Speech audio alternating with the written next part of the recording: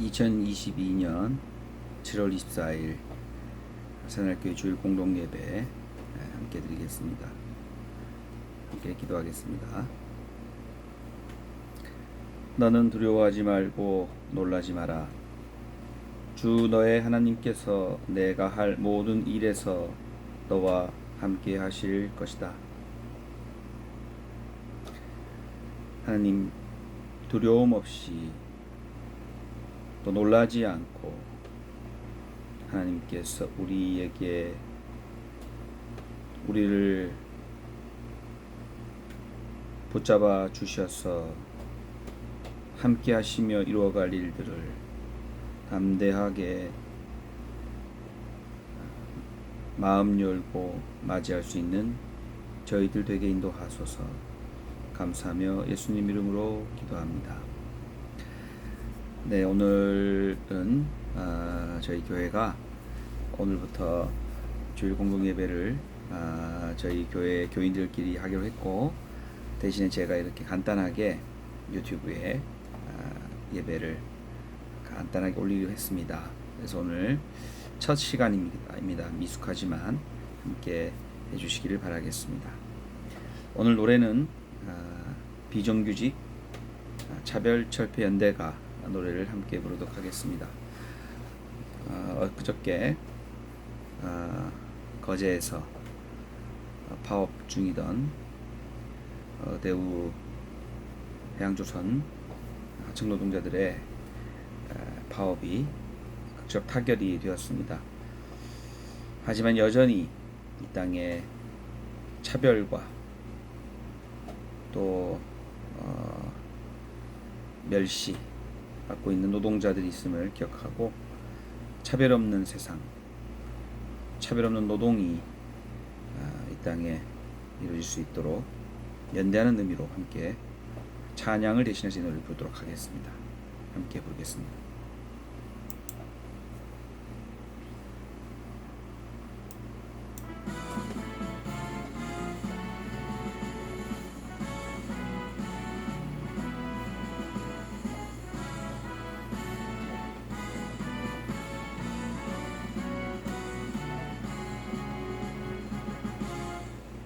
나의 손 높이 솟구쳐 차별철폐를 외친다. 쓰러진 또 하나의 동지를 보듬어 안고 한 걸음 다시 한 걸음 철폐연대에 발맞춰 굳세게 더 강하게 당차게 나선다.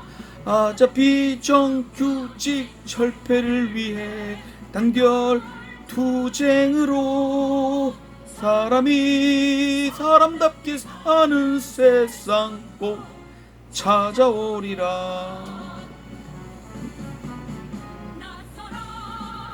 하청 노동자 탄압 착취를 뚫고서 불력과 상대적인 박탈과 장벽을 넘어 눈물과 서름 떨치고 반쪽 희망을 찾아서 굳세게 더 강하게 당차게 나선다. 가자 피자의 연대를 위해 해방 투쟁으로 동지여 동지여 꼭 찾아오리라. 동지여 동지여 꼭 찾아오리라. 투쟁 철폐 투쟁. 네, 이제 성서 말씀 함께 보겠습니다.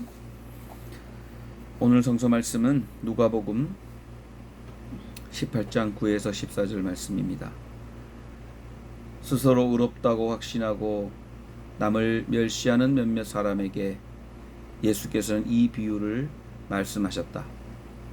두 사람이 기도하러 성전에 올라갔다. 한 사람은 바리새파 사람이고 다른 한 사람은 세리였다. 바리새파 사람은 서서 혼잣말로 이렇게 기도하였다. 하나님, 감사합니다.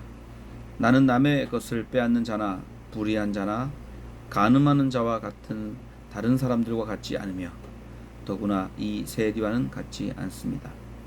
나는 일에 2번씩 금식하고 내 모든 소득의 11조를 바칩니다.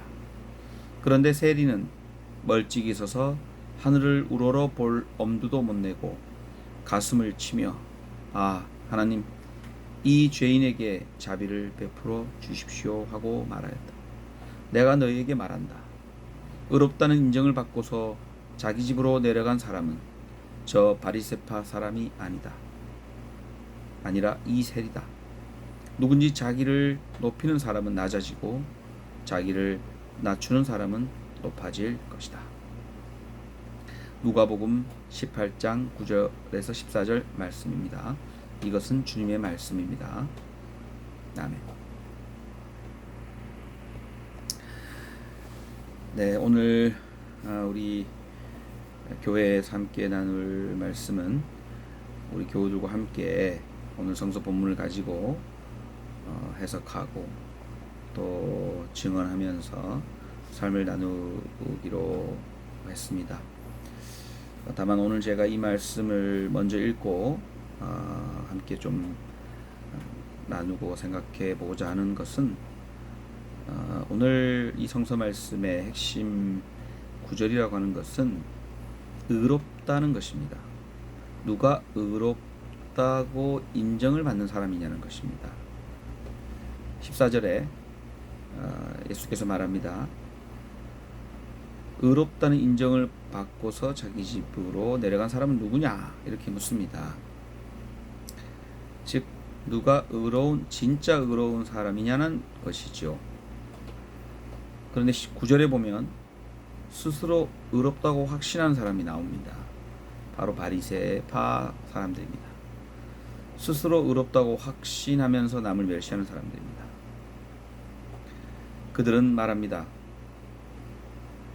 법을 잘 지켰다고 말하는 거죠.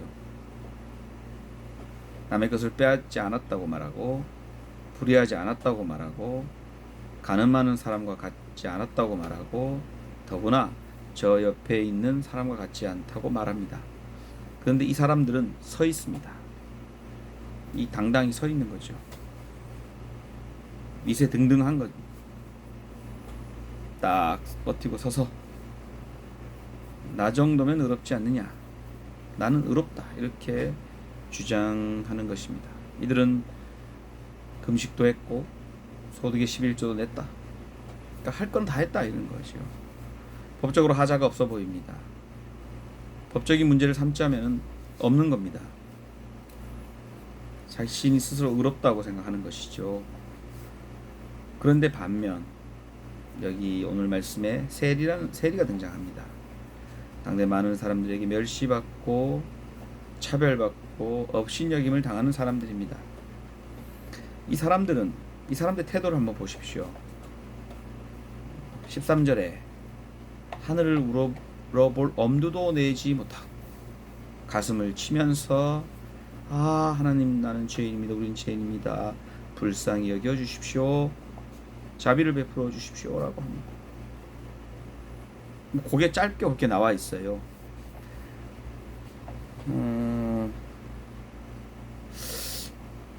하늘을 우러볼 엄두도 내지 못했다.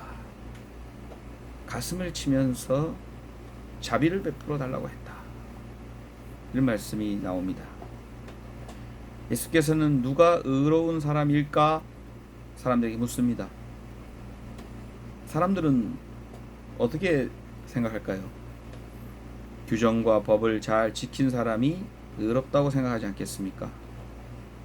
상식적입니다. 일반적입니다. 하지만 예수님은 그렇게 말씀하지 않습니다. 바로 이 세리가 의롭다라고 하는 것입니다. 그 이유는 자기를 낮췄기 때문이다. 이렇게 얘기하고 있는 것 같은데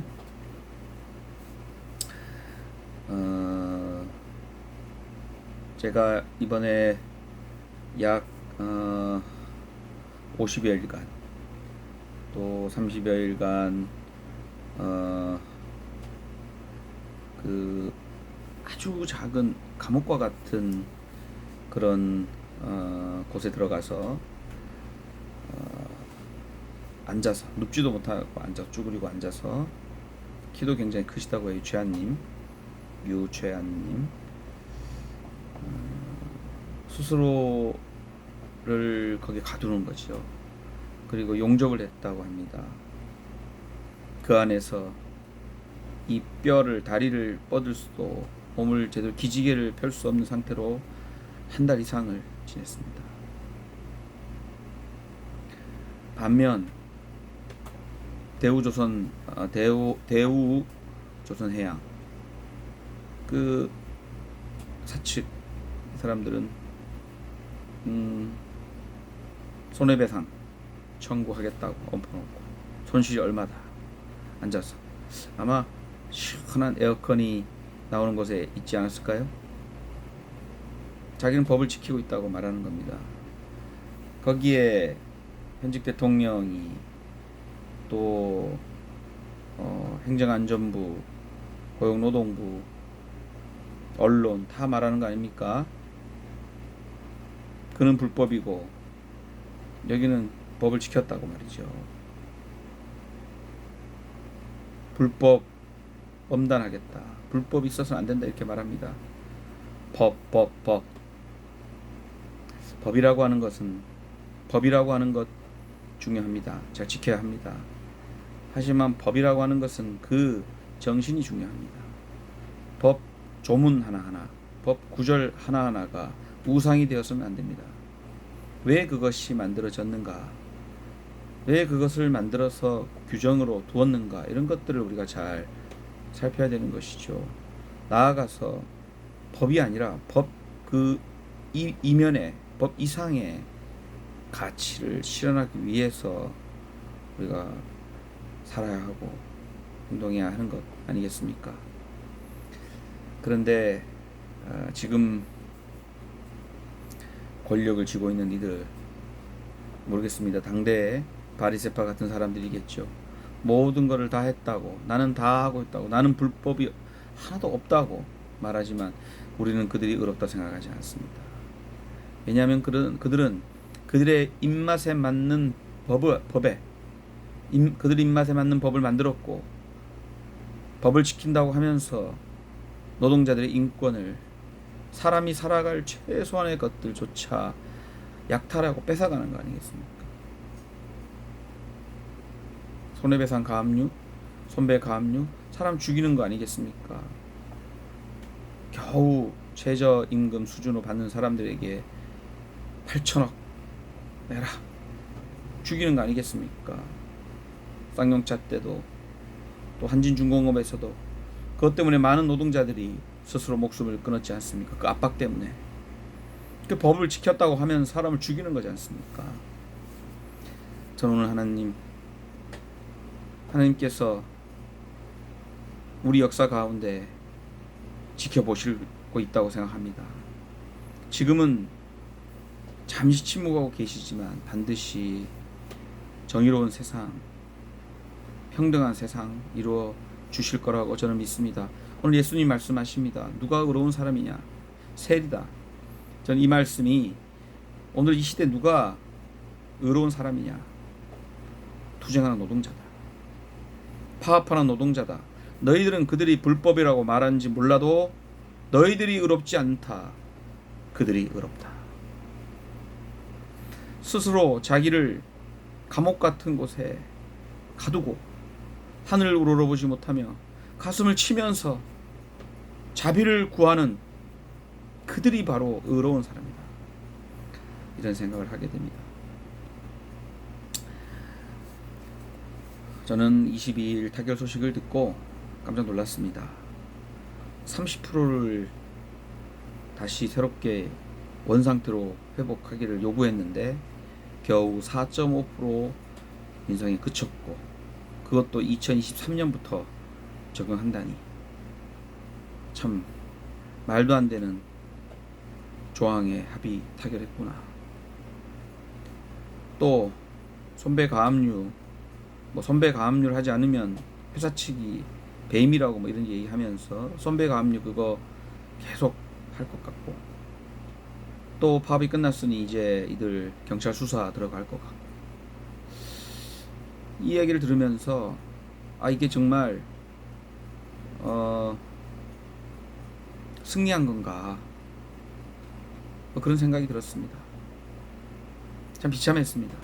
슬펐습니다.